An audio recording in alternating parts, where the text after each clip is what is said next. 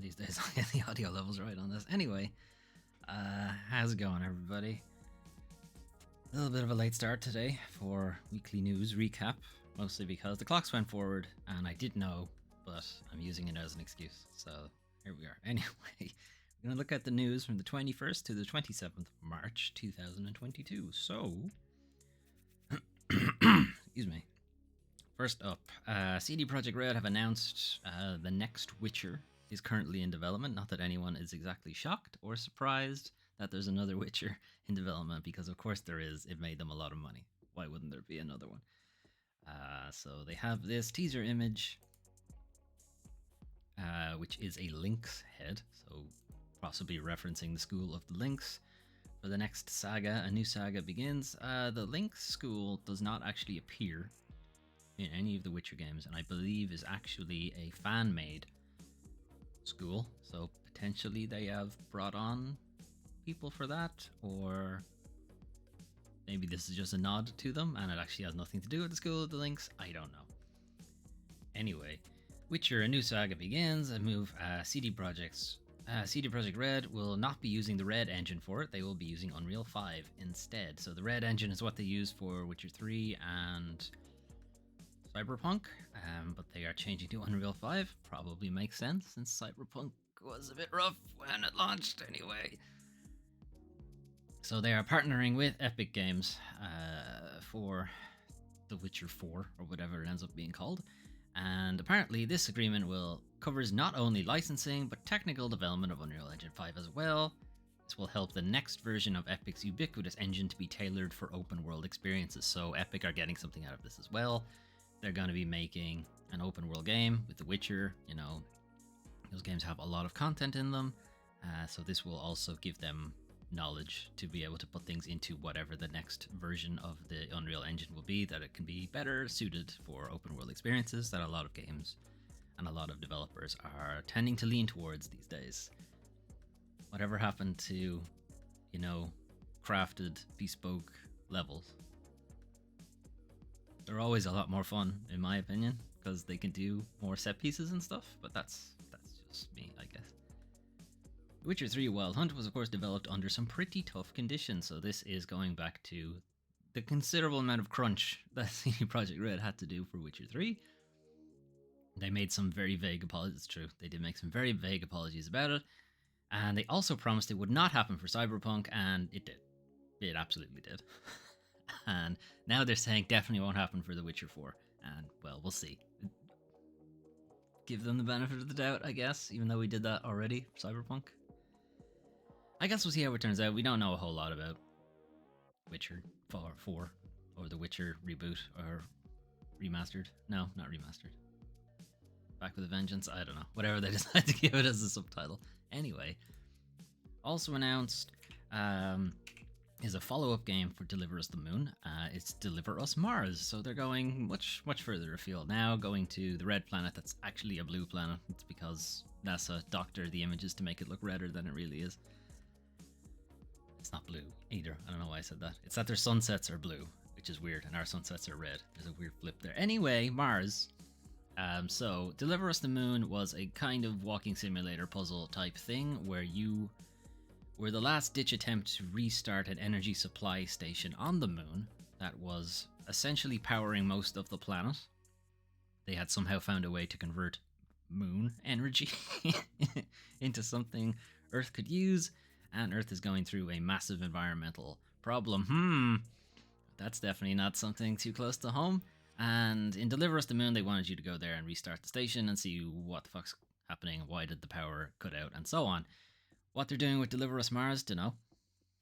Maybe it's something similar, but it looks like it will be a similar type of game. You were followed around by this little drone guy while you were making your way around the moon station. And we are not the first people here because there is a station set up in the background. So, you know, again, this is all we know about it. It's just a trailer. There's no gameplay or anything. So I guess we'll find out. I really like Deliver Us the Moon, so hoping to see something out of that.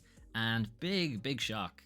Everyone, remember to be shocked. Put on your shocked faces that Suicide Squad Kill the Justice League has been delayed to next year. No way. Really? Wow. That's Didn't think that would ever happen. Okay. Well, if you say so. So it's been officially delayed until spring 2023, or end of tax year 2022, I suppose. The way you want to put it. This is not exactly a huge surprise, despite having the surprised face on. Warner Brothers games, their other games had all been pushed back, and they would have all cramped on top of the Justice League or the Suicide Squad games release. So Gotham Knights and Lego Star Wars, and I think Gollum as well, have all been kind of pushed. And I think they're doing Hogwarts Legacy as well as them too. So yeah, they've all been kind of piled on top of each other for release dates. So if one of them gets pushed, they kind of all have to get pushed, and Lego Star Wars and Gotham Knights have been pushed, which means it's going to have the knock-on effect that, of course, Suicide Squad's also not going to be out this year. Not surprising. But yeah, we're just gonna have to wait longer for the follow-up to the Arkham games. Allegedly, Suicide Squad Kill the Justice League is a follow-up to the Arkham universe, so it is following along that storyline, whereas Gotham Knights, despite not having Batman in it, and despite that making more sense as a follow-up to the Arkham universe, is not a follow-up at all. So I don't know what that means. Anyway, new releases this week. Okay, so first up, Ghostwire Tokyo, which we are currently playing on the channel. If you want to follow along in the Twitch streams and on the YouTube VODs, we are doing a playthrough of Ghostwire Tokyo. We did part 1 Tuesday last week, so we'll be continuing that tomorrow on Monday. It's fun. It's good fun. Most of it is just getting to marvel at how well realized Tokyo is. It's just like, it's kind of cramped, it's full of detail, full of incredible graphical quality. Gameplay, it's not super fun, to be perfectly honest. The combat has gotten fairly repetitious, so now, to be fair, we're not very far in, and we are still somewhat in the tutorial, so that might change going forward as we get more abilities and unlock more skills and such, but right now it's a bit repetitive. But I guess we'll see. It's a fun story, either way, so I like that. So far, anyway.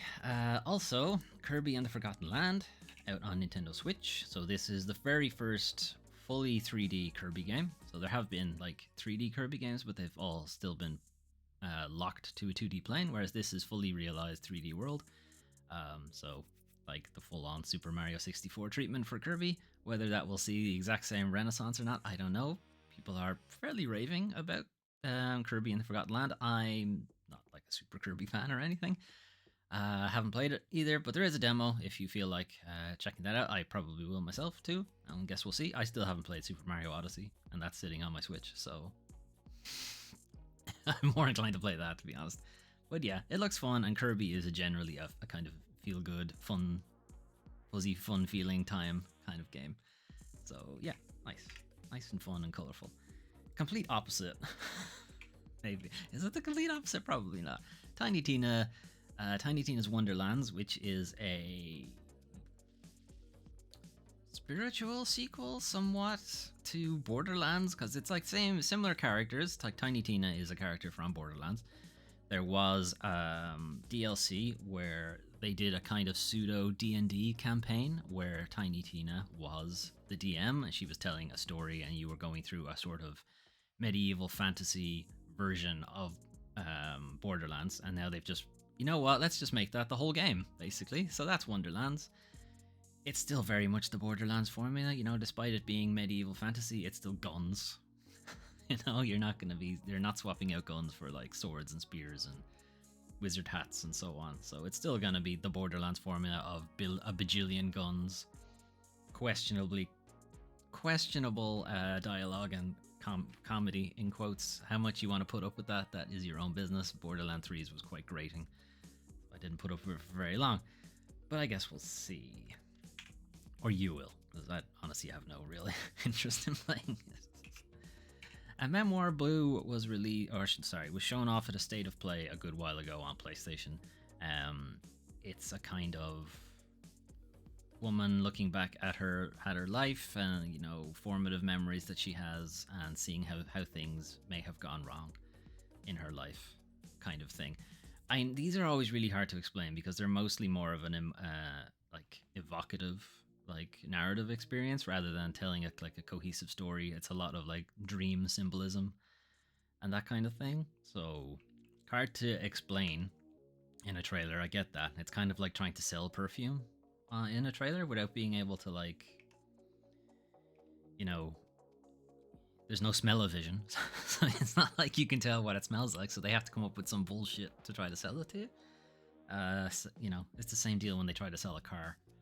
Same thing. Like, you can't get in the car and try it. So they have to, like, you know, give you the feeling of what it's like to drive the car. But every car feels exactly that. Whatever. We're moving on.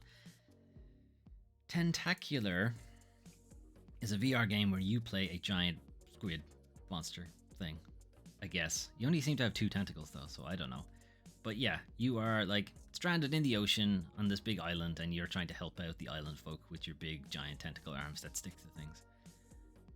It looks funny, you know, it's got a bit of the slapstick going on. From the trailer and some of the gameplay, it looks like hilarious, kind of. It's a bit Surgeon Simulator kind of thing with like slapstick comedy and you know, questionable physics, that kind of thing. It is, however, only on like PC VR, so you're gonna need an Oculus or you're gonna need something of that nature, basically. Not PlayStation VR is what I mean. And then, not a new release, but coming to PlayStation consoles now is the Ascent, which I will be looking at some point soon.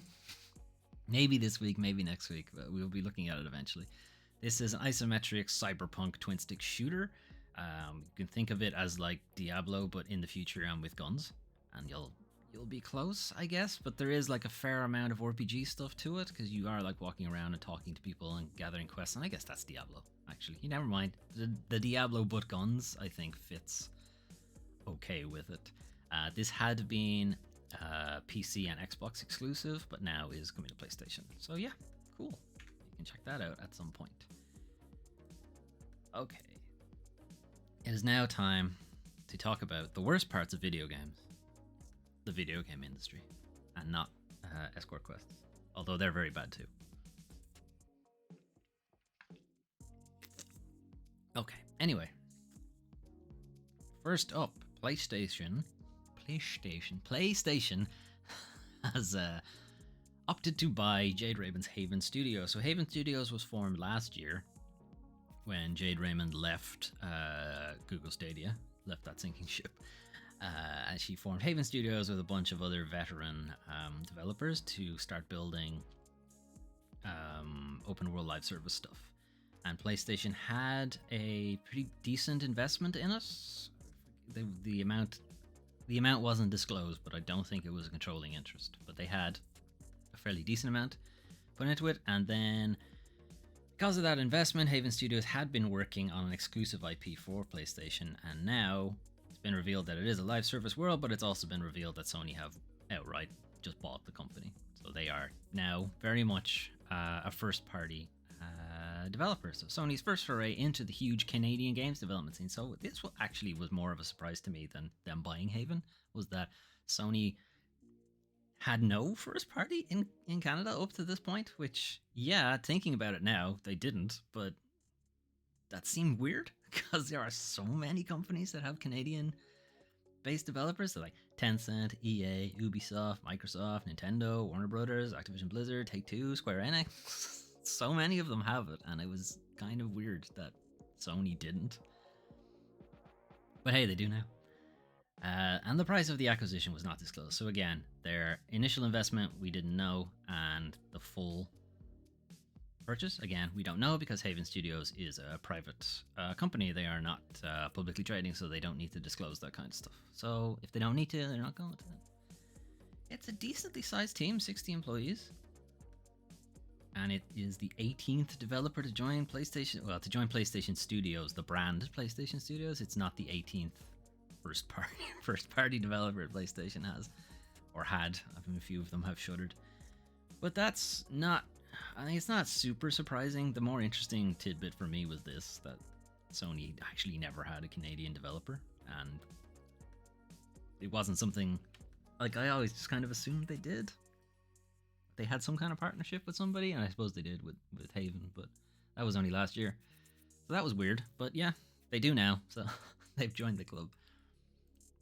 So following on from last week's story about the Gran Turismo woes and the microtransaction shit and how they had made it worse for people who were playing it by massively nerfing the payouts for the in-game credits, Gran Turismo bucks, and this was seen quite correctly, I think, by other players as them trying to force you into the microtransaction grind for paying $20 for Gran Turismo bucks to buy a digital car that probably won't port over to Gran Turismo 8.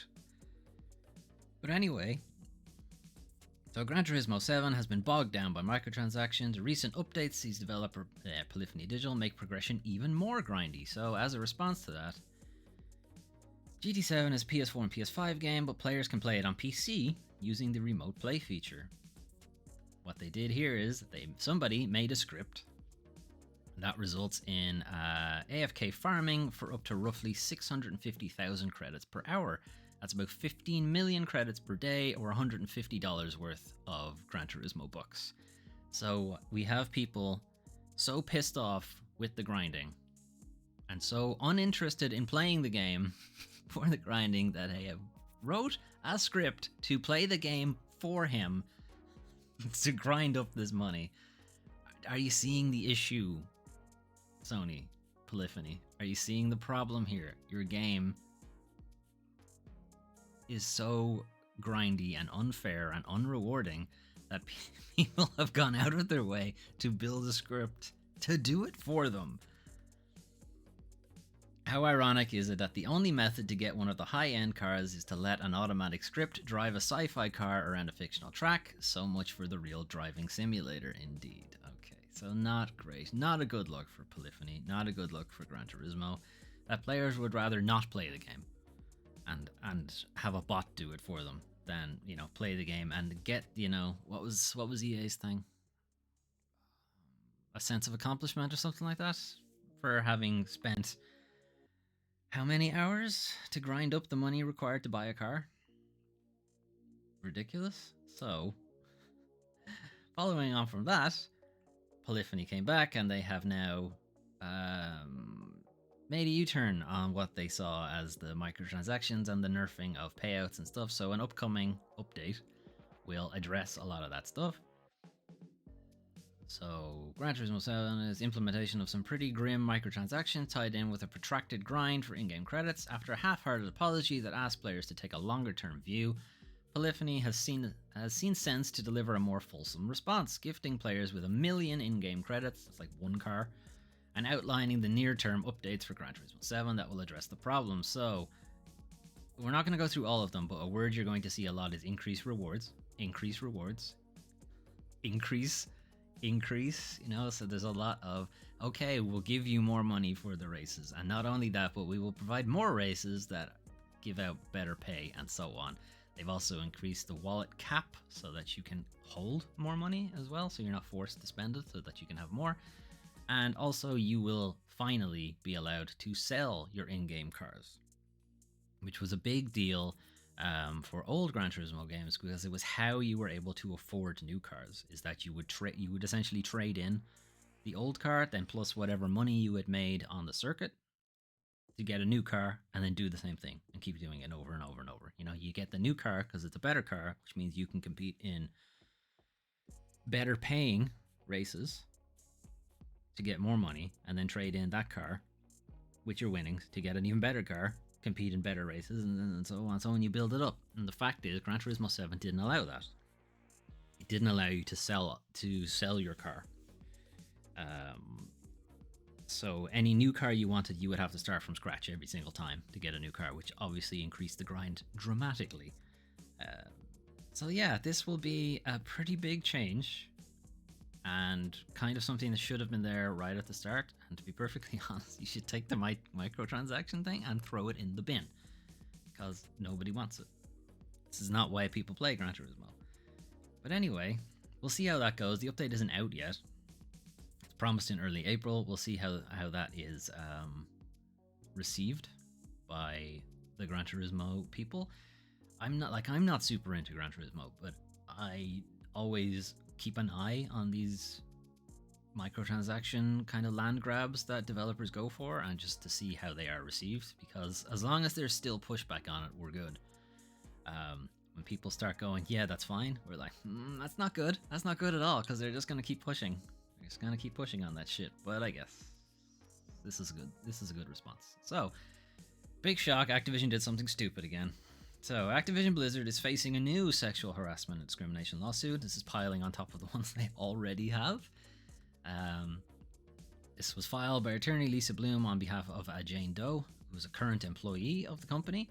For years, Activision Blizzard's open frat boy environment fostered rampant sexism, harassment, and discrimination, with 700 reported incidents occurring under CEO Bobby Kotick. So, yeah, we did know that. That is part of the Department of Fair Employment and Housing's lawsuit, but this is like a more of a civil. Does this count as a civil suit or as a criminal suit? I think this is a civil suit anyway. Doe, who joined the company in 2017 as a senior administrative assistant in the IT department, claims she was regularly pressured to drink alcohol and participate in lewd games. She also says female employees were regularly subjected to sexual comments and groping by male colleagues during alcohol-fueled cube crawls around the office. Again, this was brought up in the Department of blah blah blah lawsuit, that they would, get shit-faced at lunch and then start crawling under people's cubicles and groping the women as they crawled past. Not groping any of the men though, but whatever. She took this to her supervisors, and it was explained away as leadership being nice and trying to be friends with her. Really? You be friends with your female colleagues by groping them? Okay. It's an interesting company you got there. She also claims to have been told not to air her concerns due to the reputational damage it could have on the company. Well, at this point, can it really do any worse to the company? Having failed in multiple attempts to escape to a new job in a different department, Doe says she was eventually offered another role with a lower status and a significant salary decrease after complaining directly to ex-Blizzard president J. Allen Brack, who subsequently left the company after the big news thing that has gotten Activision Blizzard in such shit recently. So he left the company. Didn't get fired.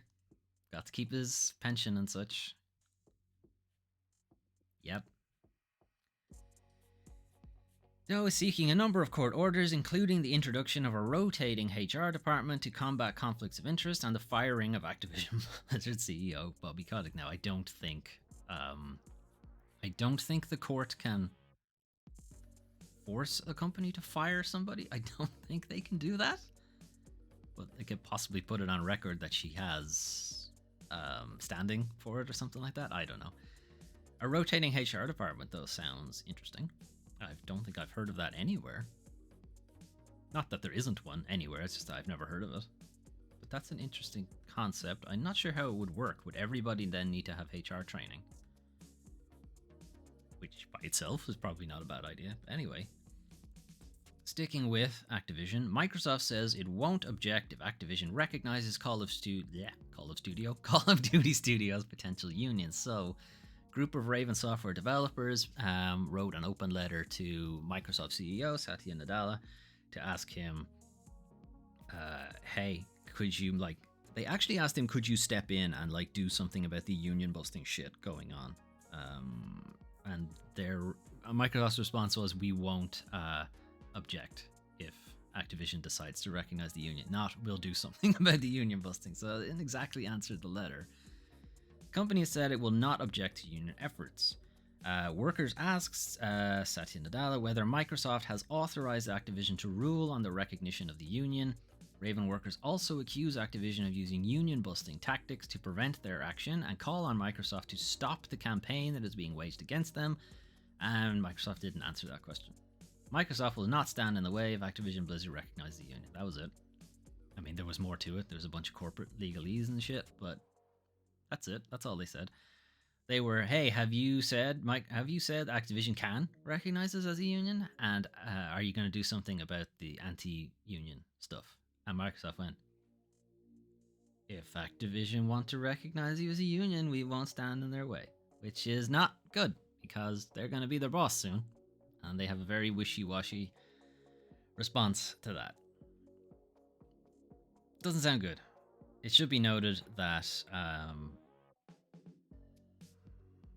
think with the Communication Workers Union did mention that Microsoft does not have a good history of working with unions, and that none of their current employees actually are none of their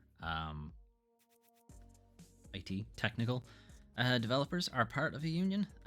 It's probably not going to change if the Microsoft and Activision Blizzard goes through, which it probably will.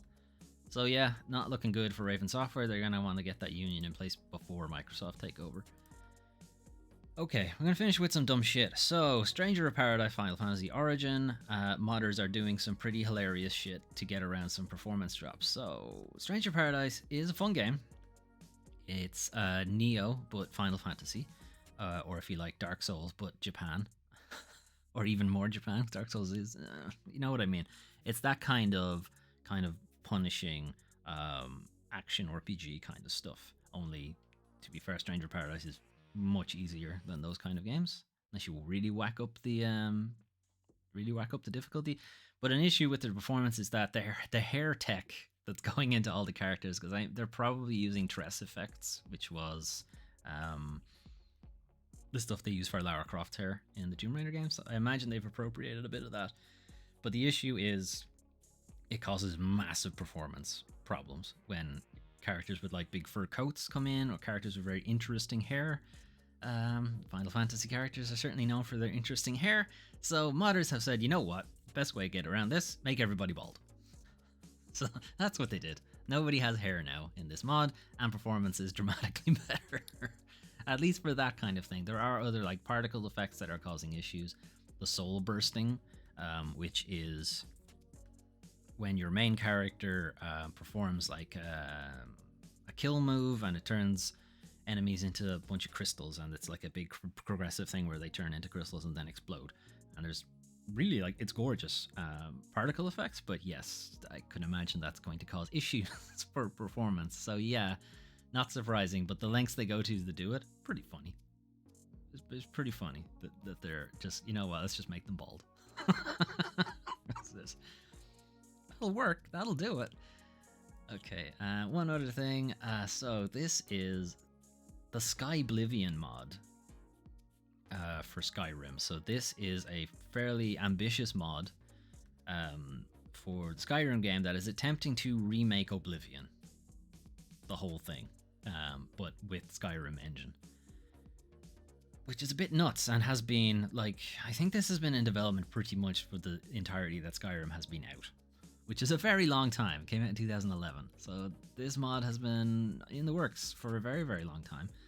And, like, you know, these are mod makers and developers who probably have a day job and so on. So it's not like they can devote their entire working and waking life to doing this kind of thing. And then it's like, all right, that's what they need to do and adjust and so on. So they don't have that kind of giant team that Bethesda has. So it makes sense that it has taken this long.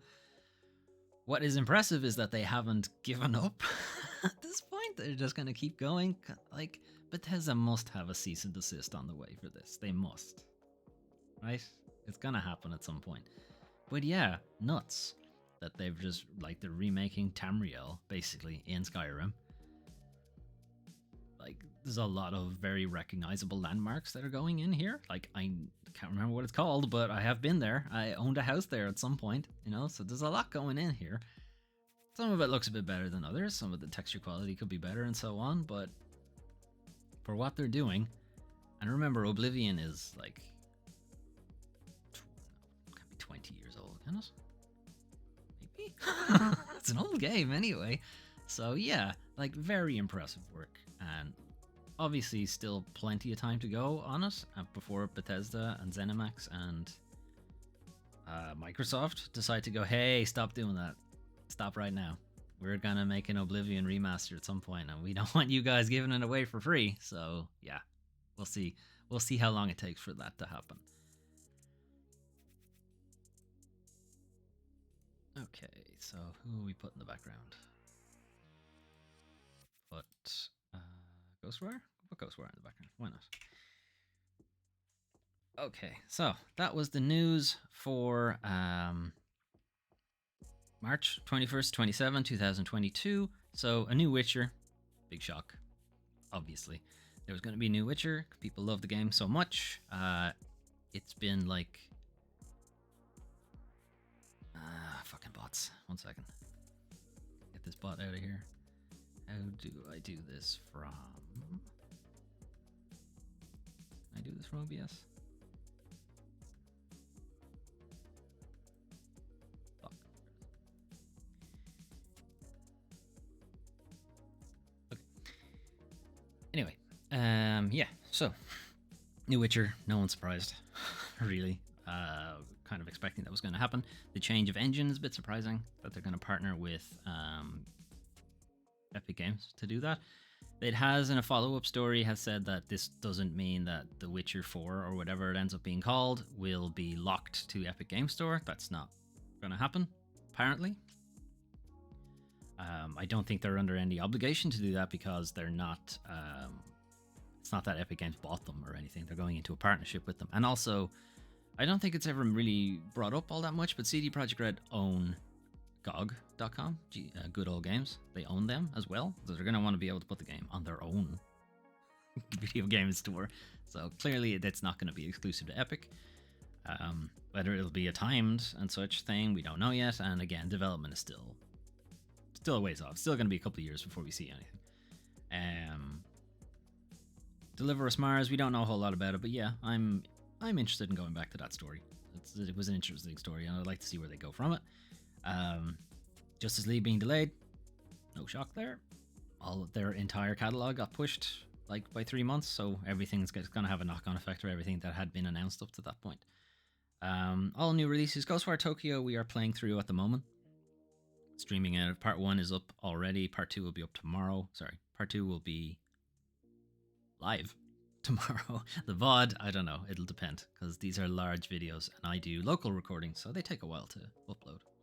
So I tend to do it overnight, and sometimes it doesn't work. So we'll see. Anyway, or just watch it live on Twitch. Come on, just, give me the follow and whatever. Kirby, I'll probably get around to at some point if it ever goes on sale, which it probably won't because it's Nintendo first party, so chances are I'll never play it. Thanks, Nintendo. Tiny Tina's Wonderland? Nah. Borderlands is really only fun if you have friends. I have no friends. So that's that. Memoir Blue, again, I will probably get around to at some point. There's a lot in my backlog, and I really can't just keep buying new games. The Ascent, same thing, but it's not like full price thing. It's only like, it's $29.99 or something like that, so I'll probably jump into that, because it's my kind of game, really. Twin stick shooters, I really like them. Not good at them, but I like them. What else was there? Something. Tentacular, I don't have a device that can play it, so I'll just have to settle for LPs and such. Okay. PlayStation buying Haven Studios, not surprising since they were making an exclusive title for them, and in the past, PlayStation have bought studios that made exclusive first-party titles for them. They typically waited for the game to come out before they did it, so it would suggest that they are either confident in what Haven Studios are producing, or the fact that it's a live service game. They want to be able to ensure that the studio has like longevity and the service isn't going to go down anytime soon, because they run out of money or whatever. So yeah, it's probably a case of them safeguarding the future of whatever service game the Haven Studios are making, or they are very much confident in what they're making as well, or both. Why not both?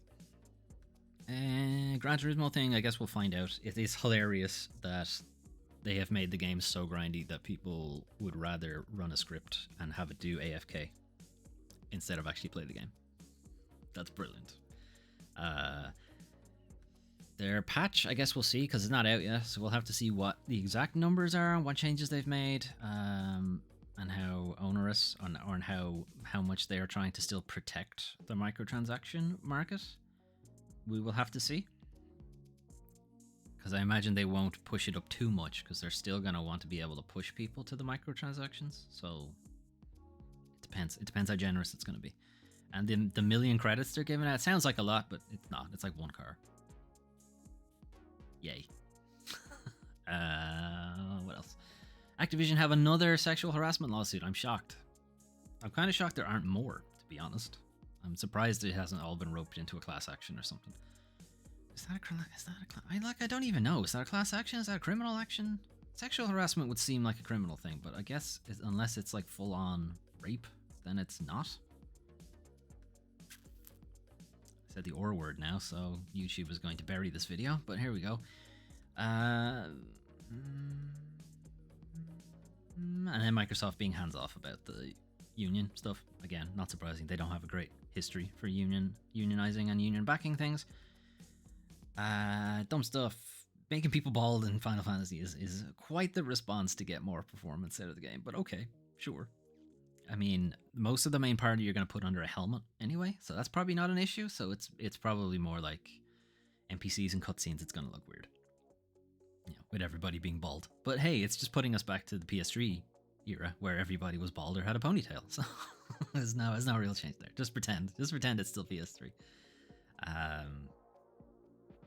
Last thing, Skyblivion, like, it's nowhere near ready, but it's amazing they're still working on it, and what they're doing is like an incredibly ambitious, and like it looks like it's working. Like, again, a lot of that was like still imagery or very slowly edited stuff, so we have to see like a full-on here's 10 minutes of us just playing the game kind of thing to know for definite. But yeah, it's impressive. If it ever comes out, I will be shocked. If it ever comes out without Microsoft sticking their foot in it, we'll see. Anyway, coming up on the channel, so next week, Monday, we will be continuing Ghostwire Tokyo. So part 2 of Ghostwire Tokyo. We are somewhere in chapter 2. We have followed somebody underground into Shibuya train station, found a Tori shrine down there, and then shenanigans happened. So that's where we are. Paradise Killer, part 3. We'll be doing that on Wednesday. We are currently investigating the council murders of Paradise Island. We are still talking to some suspects, gathering alibis, and gathering some miscellaneous evidence that kind of puts holes in some people's alibis, so we'll need to check on those as well. Friday, it's probably going to be Weird West, I'm thinking. Weird West is a isometric immersive sim game from Wolfeye Studios, who are formerly people who worked on Prey, some of the early Fallout games as well, so it's got that kind of feel to it. It is a kind of fantastical Wild West, cowboys and kind of thing, but with like magic and weird, like werewolves and pigmen and all sorts of other weird shit happening. So that'll be fun. I think it'll be an interesting game. Saturday then, continuing Elden Ring. We have defeated Starscourge Radahn. We did that yesterday. So now we're continuing on Saturday. I might do an unscheduled stream on Tuesday instead for Elden Ring, or not instead, as well. Mostly because I don't want to wait until Saturday to continue playing it. Because there's, again, not a whole lot much of optional things I can do at the moment without walking into story stuff. And I would like to keep kind of the main golden path of Elden Ring on stream and just do the optional dungeons and shit myself. So yeah, I might end up streaming on Tuesday as well, and we'll do Nokron, the Eternal City. That's the plan there. And then after that, maybe if we get far enough, we might do Altus Plateau as well. And again, if you haven't played Elden Ring, you've no idea what I'm talking about. But that's okay. That's okay. We're all learning here, and all the parts are up. If you really want to, you can check those out too. We're up to part 6, I think, for Elden Ring. It's not, so unlike the other games where I tried to keep the story stitched together, I do play a good bit of Elden Ring off stream. So yeah, character will have wildly different stats potentially in between streams. So I guess we'll see how that goes. And then Sunday we'll wrap back around and we'll do the weekly news recap for first week of April instead. Okay, so thanks for hanging out and joining me on this weekly news recap. Hope to see some of you in chat over next week, or see you in the comments on YouTube, or see you in my DMs on Twitter. I am DoomTrain5 under my face there. That's my handle on all those 3 platforms. You can find me there if you are really arsed. Alright, enjoy the rest of your day, and I'll see you guys next time. This button.